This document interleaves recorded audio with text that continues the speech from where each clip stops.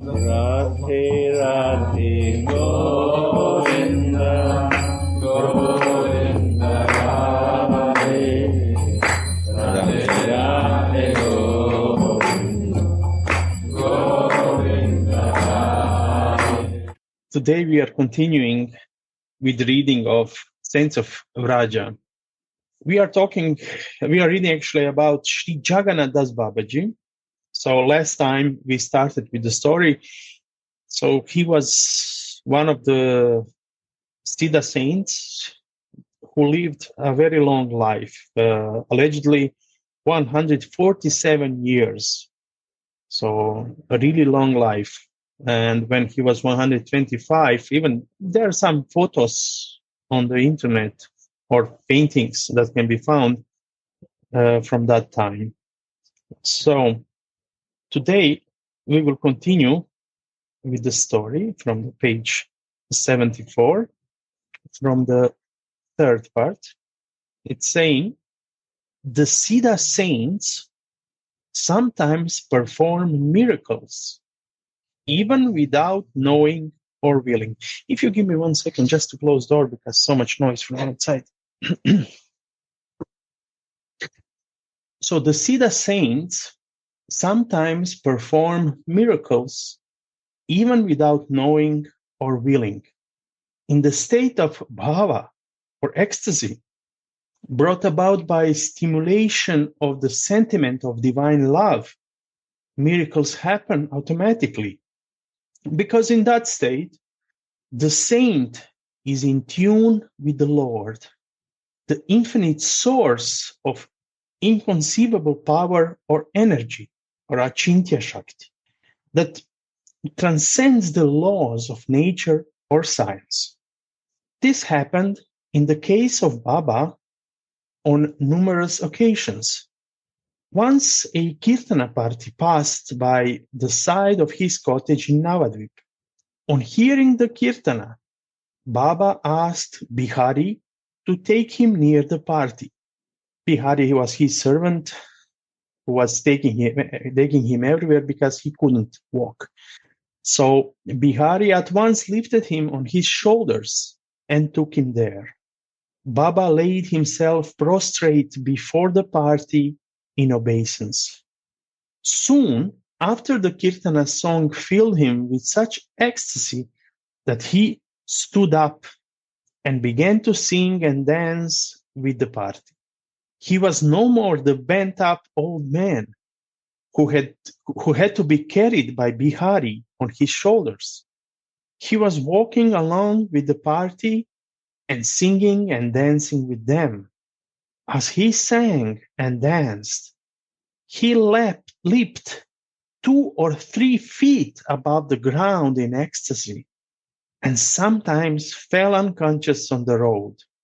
Since the road was under repairs and scattered with small pieces of stone all over, the fall bruised his body, but he was absolutely unaware of it. When he thus fell unconscious, the devotees sang kirtan close to his ears. Then he regained consciousness and again started walking, singing, and dancing as if nothing had happened. Bhava is contagious. Baba's bhava touched the hearts of the members of the party like electric current, and they were also lost in ecstasy. Their movement, therefore, became slow. They took 6 hours to cover the distance from Baba's cottage to the banyan tree in Ranighat, where they stopped. Baba was all the time walking with them and dancing and jumping in a state of trance. So this is beautiful, that actually how bhava is contagious. So that's why we should always associate with pure devotees, with devotees who have bhava, so that we at least catch some drop of that bhava, and then that bhava can multiply in us more and more. So Baba had practiced a long course of sadhana to attain this state. He always had stoic apathy to the world and was completely free from attachment. He would not even touch money. Once Bihari was carrying him somewhere on his shoulders. A rich man offered him a rupee. Baba asked Bihari to put it in his pocket. After Bihari had gone about a mile, Baba asked him to turn back and go back to the house of the man who had offered the rupee. On reaching there, he called the man and said, "Please take back your rupee. I'm told you have thousands of rupees. I could not bear the bite of a single rupee. I wonder how you bear the bite of so many rupees." The rupee was with Bihari, but it was biting Baba because he had touched it mentally by asking him to keep it. Baba lived like an ascetic. His diet was strictly regulated. During the 4 months of the rainy season, he took in the first month only 4 bananas in the evening. In the second month, guavas. In the third month, whey. And in the fourth month, boiled banana flowers without salt. Baba once went to Rishikesh for mantra purascharana. Mantra purascharana is continuous repetition of a mantra for a specific period under specified rules and regulations with the object of attaining a particular end. So he went to Rishikesh for mantra purascharana. Bihari went with him. During purascharana, he got up at 3 a.m., took his bath, closed the door of his room, and sat down for japa till the evening. Throughout this period, he observed silence and did not eat or drink anything. If he had to go for urination, or even if he passed wind, he stopped japa and bathed before resuming it. In the evening, he took havishyana, or boiled rice with ghee. After 2 months, one day he saw a tree laden with too many fruits. He was excited and said to Bihari, "Bihari, look, how many fruits on this tree." This broke his silence, and he had to restart Purascharana from the beginning. Oh my God. After 3 months, he had the darshana of Gauranitai. This is how he became Siddha. He used to say that if one wants to see Gauranga Mahaprabhu or Sri Krishna in this life, he should do Purascharana. Siddha saints are self-willed and fearless. They live in a world of their own and do what they like, caring little for what others will say. Once, when Baba was in Vrindavana, he asked a sweeper to give him a roti to eat. Who doesn't know, roti is like flour cake baked at home. So roti, like bread. Bihari was watching this with disbelief. He said, "What have you done, Baba? Society will treat you as an outcast. It will be difficult for you to stay in Vrindavana." Sorry, I skipped one sentence. So the sweeper could not disobey a saint like Baba. Reluctantly, he gave a roti to him and he ate it. So the roti from sweeper, street cleaner. Bihari was watching this with dismay. He said, "What have you done, Baba? Society will treat you as an outcast. It will be difficult for you to stay in Vrindavana." But Baba only smiled. News spread like wildfire throughout Vrindavana that Baba had eaten a sweeper's roti. Like in any village, gossip goes quickly around. Soon came Nilamani Goswami, Radhikanath Goswami, Gaur Shiromani, Gaur Sundar Roy, and other dignitaries of Vrindavana in a delegation. Baba asked Bihari to give them an asana, to sit. They seated themselves, but kept looking at each other for some time, for no one could muster courage to say anything. Baba said, I know why you have come. Why not speak out your mind? Then they said in a submissive tone, Baba, you are the crest jewel of the entire Vraja. If anyone says anything against you, we feel very much hurt. Now everybody is talking against you. Some say, Baba has gone mad. Others say, if Baba defies the age-old traditions, what will happen to society?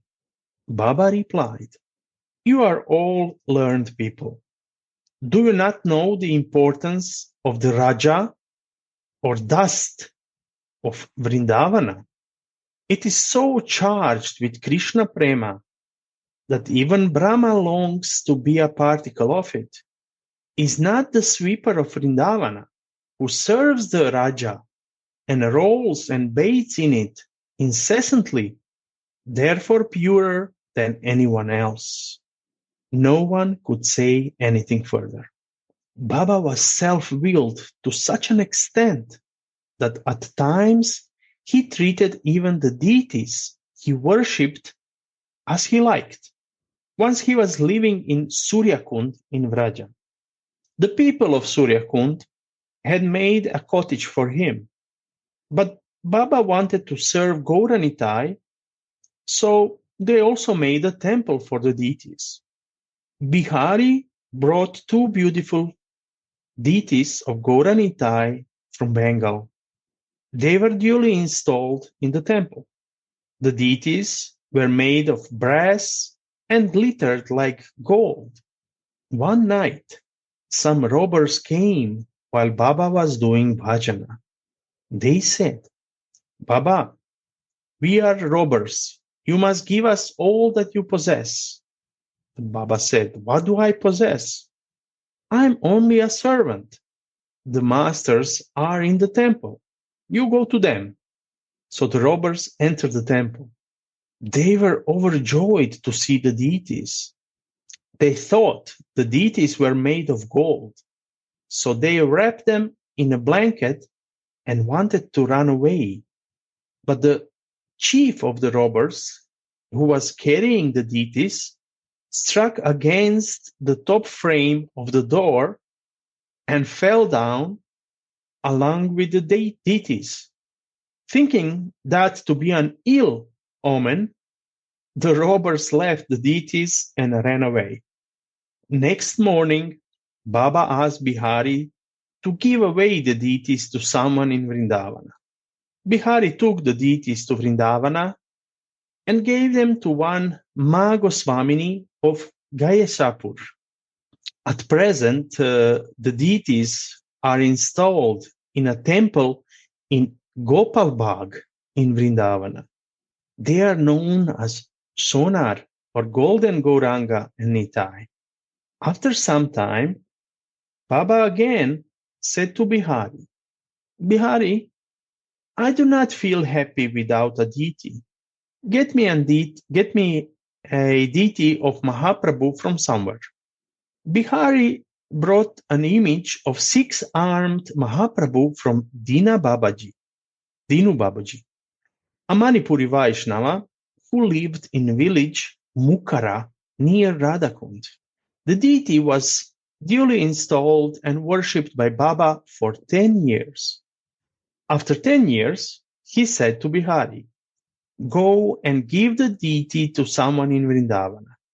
Bihari gave the deity to Baba Nityananda Dasji of Gopal Guru Math in Vrindavana. At present, that deity is being worshipped in a temple in the lane adjacent to the boundary wall of Nidhuvan in Vrindavana. So if somebody remembers, he wants to go to see these deities that we are talking about. So just remember or check in the book where they are today. It is difficult to say why Baba twice brought the deities and sent them away. Did he not commit an aparad or offense by doing so? It is not proper to judge the behavior of a Siddha saint by ordinary canons of behavior, for they are above all rules and regulations laid down in the scriptures for ordinary devotees. The loving intimacy that develops between him and the deity he worships does not countenance any rules and regulations. In the game of love that goes on between the two, both are free to behave as they choose. Both play hide and seek with each other. Perhaps the two episodes narrated above are examples of hide and seek that was going on between the deities and Baba. Now, this is beautiful. This reminds me of one situation. This Mahabhava got from one devotee his deities to repaint them. So deities looked like completely, unbelievably like that devotee. So she couldn't paint them like for almost 1 year. Somehow she couldn't. And then one day she painted them and they totally changed appearance. And she was wondering why now they are looking totally differently. And that devotee came. So he came for the deities and he said, "Oh, I already got new deities, and these deities are going to some other Vaishnav lady." And then Mahabhava understood, probably that's why they changed appearance. And when she saw that lady, those deities looked like that lady. It is incredible. So she also have, Mahabhava is doing this project of collecting photos of devotees and their deities, and it's amazing how they look very look-alike. So this is that when we are talking that each of us have our own Ishtadev. They are our own Radha and Krishna, and this is so beautiful. And here I was saying there are no rules and regulations, because especially in Siddha Deha, it's happening. It's different leelas playing out because they are our like family, our own. So this is beautiful how this was explained here. And but continuing now, or perhaps the deities had done something to incur the displeasure of Baba. Examples are not lacking of the devotee's chastisement of the deity for his misdeed. Who was listening from Saints of Bengal, we had stories there where when something happened, he said, "Oh, yeah, it's your fault. You need to bring," for example, Nitai Gaur, thieves stole the pots of the deities, and they had to bring back the pots. They had to take care of their own pots. So examples are not lacking of the devotee's chastisement of the deity for his misdeeds. Yashoda's chastisement of the child Krishna is very well known. The stories of chastisement of the deity by other devotees are also not uncommon. For instance, Vamshidas Baba of Navadvip, this actually what I was just mentioning, took his deities Gauranitai to task for what he considered to be their role in the theft of the two pots. in which he used to cook for them separately. I remember this story, and actually this story is now in the continuance of this. So he said to them in anger, you connived, you worked with the thieves because the theft was committed in your presence. How could the thieves steal without your permission? You must, therefore, suffer for your misdeed. You will not get anything to eat until the pots are brought back. So both Gaura and Nitai had to go without food that day. Baba also had to go without food because he ate only the prasad of Gaur Nitai. Next day, Nitai felt very much disturbed, perhaps not so much because he had to remain hungry, but because he could not see Baba remaining hungry on account of him. Perhaps Nitai's disturbance brought about a similar disturbance in the mind of the thief, in whose share had fallen the pot in which Nitai's food used to be cooked. He quietly came with the pot and kept it and put it in Baba's cottage. Vamshidas said to Gaura, this is Nitai's pot, so he will get his food today, but not you. If you want to eat, you must also bring your pot back. Baba would always do what he said. So he cooked for Nitai and gave him to eat. While Nitai was eating, Gaura was simply watching with a long face. How long could Gaura tolerate this? Ultimately, by his wishing or prompting, the second thief also brought back the second pot. Vamshidas Baba then cooked for Gaura as well. So it may be that Jagannatha's Baba had ousted Gaur Nitai from his temple because he thought they had invited the robbers and created disturbance in his bhajana. But what offense had the six-armed Mahaprabhu committed to deserve his ousting? Baba alone knows.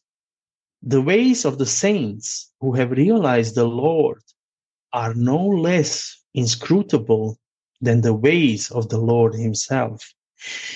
This is so much interesting, because whatever happens for the reason, and those who receive those deities probably receive them. We have after stories about them, but they received them when they needed them. I mean, every one of us have different stories or situations that happened where we saw this, that something we said, something we did was something that other devotee needed at that moment. Like one time, Mahababa and me came to Hungary, and because we had arrangement with Govinda's restaurant there, that our Giriraj can eat in the restaurant. So he said, next time when we come, that we tell him. And we were on the train, and just I got the feeling, let's send him a message. But I got the feeling how the message should be written. So I said to Mahababa, write him, because he's Hungarian, so she knows Hungarian, to write him, your friend has come and he is very hungry. Just this. And of course he said, come tomorrow in morning in the restaurant. And when we arrived there, he told us the whole story, what was happening with him the previous day. He was feeling so much depressed. He was feeling like he had no friend in the world. And then message came. Your friend has come and he is very hungry. And he is one of the best cooks in Hungary and the only Prabhupada disciple in Hungary. First, actually, sorry, not only. So this was interesting situation. But we all have these situations that Radha and Krishna take care of their devotees in some way, that like that message comes, or you get the information, or Gurudev says something that gives you that spark that you need to continue. So this way, like these deities that came to those people probably came in the right time for the right reason. Yeah. So beautiful. Once Baba said to Bihari, Bihari, let us go to Navadvip. When, Baba? When? Just now. So Bihari lifted Baba on his shoulders and started for Navadvip. As he lifted Baba, he felt that he was lifting a heavy stone. But soon after, he began to feel as he was carrying a thin piece of cloth on his shoulders. Walking all the distance on foot, Bihari reached Navadvip within 9 days. Who can say whether this was due to the miraculous power of Baba or the devotion of Bihari Das to the Guru? So this trip takes almost a month to come there. So when Bihari was passing through the forest of Bhagalapur, he suddenly stopped and began to turn back. Baba asked, "What's the matter, Bihari?" Bihari replied in a low voice, "There is a lion sitting in front." Baba spoke commandingly. No, not a lion, a Parsada, companion of Mahaprabhu, who has come to greet you. As he said this, the lion looked at Baba and disappeared in the forest. The last time Baba went to Navadvip, he decided never to come back to Vrindavana. The news spread all over Vraja that Baba was leaving Vrindavan for good. Nilamani Prabhu, Radhika Kanta Prabhu, and other Vaishnavas, Pandits, and Brajavasis started coming to persuade him not to go. They asked him, "Baba, why are you leaving Vrindavan in your old age?" The question brought about a sudden change in Baba. His eyes were filled with tears. His body trembled, and the hairs of the body stood on ends. He replied in a voice choked with emotion, "I am leaving because I want to pass the last days of my life in Navadvip at the lotus feet of Gornitai. I am a lowly person. I do not know how many offenses I have committed. Gornitai of Navadvip are more merciful than Krishna of Vrindavana.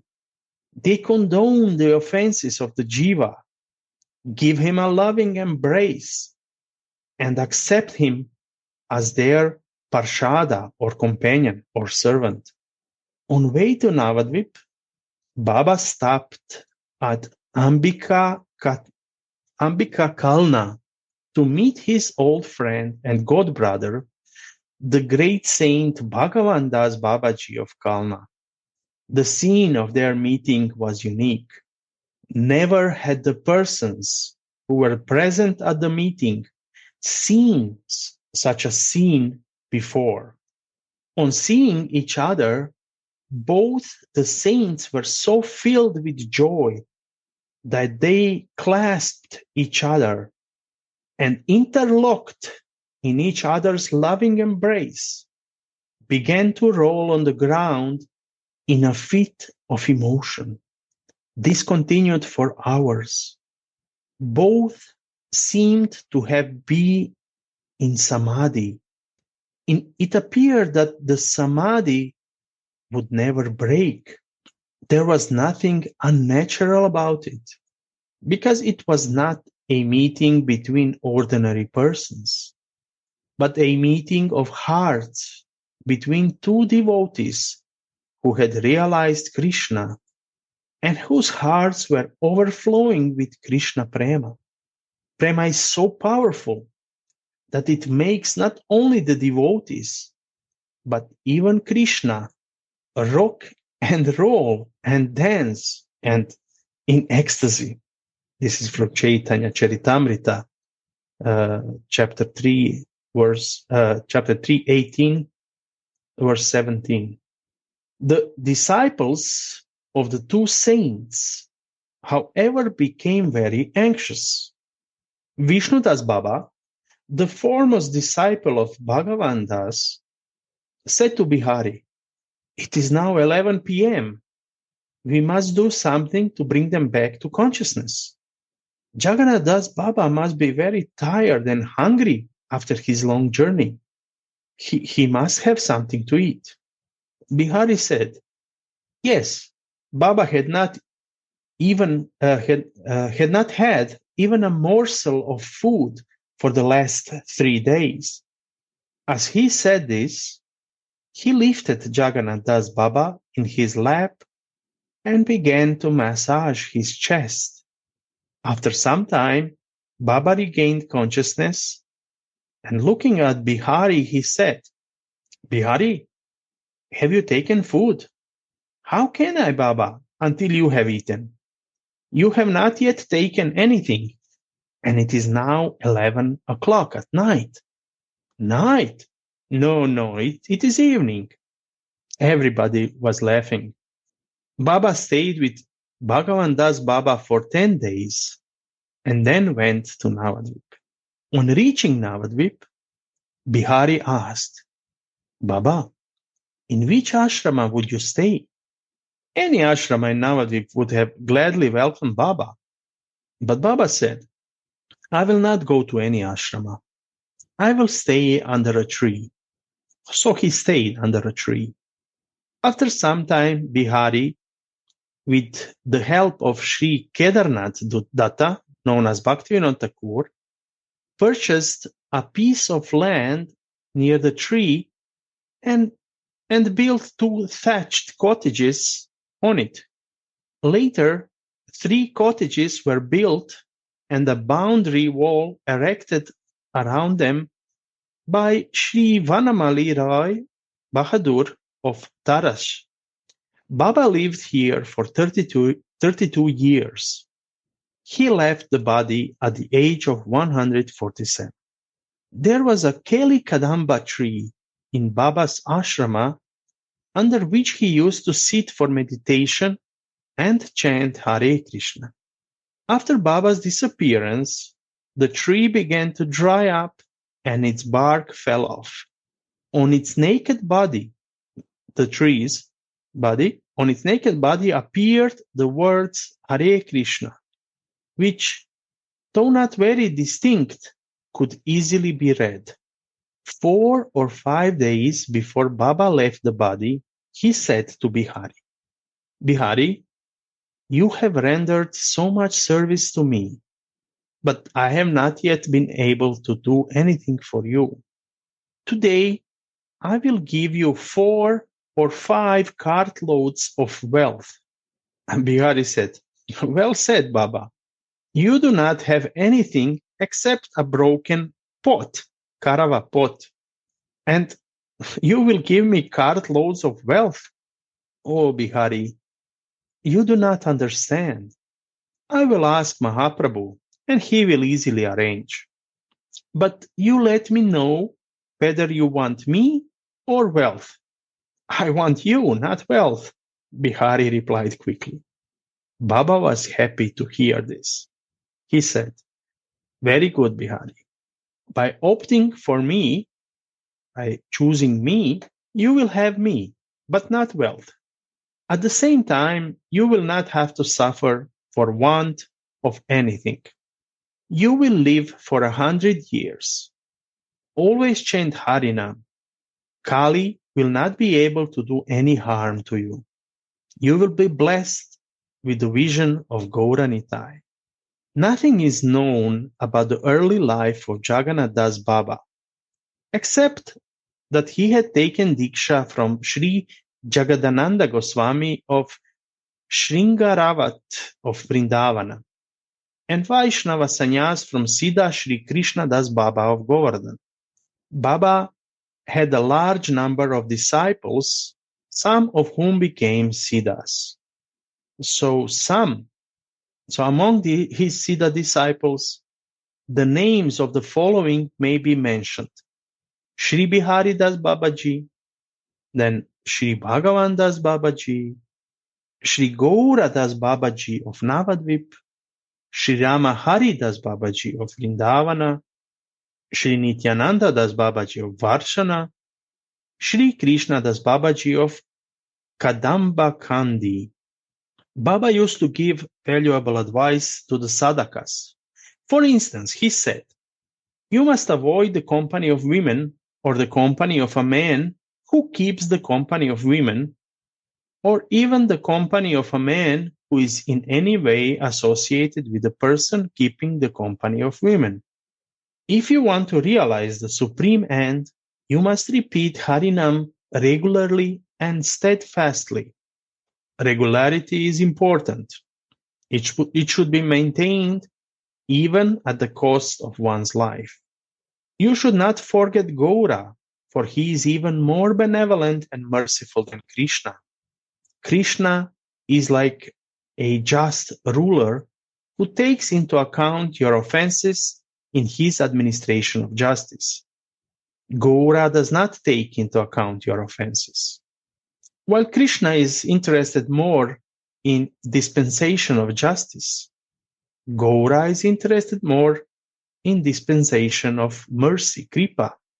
From this point of view, Gaura Kirtana also is more useful than Krishna Kirtana. Gaura Kirtana is, for example, Sri Krishna Chaitanya Prabhu Nityananda Sri Advaita Gadadhar Shivasadi Gaura Bhaktavinda. Krishna is the avatar of Dwapar Yuga. Gaura is the avatar of Kali. We should sing the name and the songs of the avatar in whose age we live, just as we sing the praises of the king in whose kingdom we live. So this is the story of Sri Jagannatha Das Babaji. So as I told you, you can also find the photos of him in on the internet, because at that time they already had cameras. So how did you like the story? Maybe somebody wants to say something, add something. This Jagannatha Babaji, his disciple was Bhaktivinoda Thakur. He's a very siddha. And Bhaktivinoda Thakur and Bipin Bihari Goswami, disciple, son, Bhaktivinoda, son is Bhakti Siddha. And his guru was Nityananda family, Bipin Bihari Goswami. And this line starts from that. Yes. He was a Gyampu in that time by his behavior and his bhajan.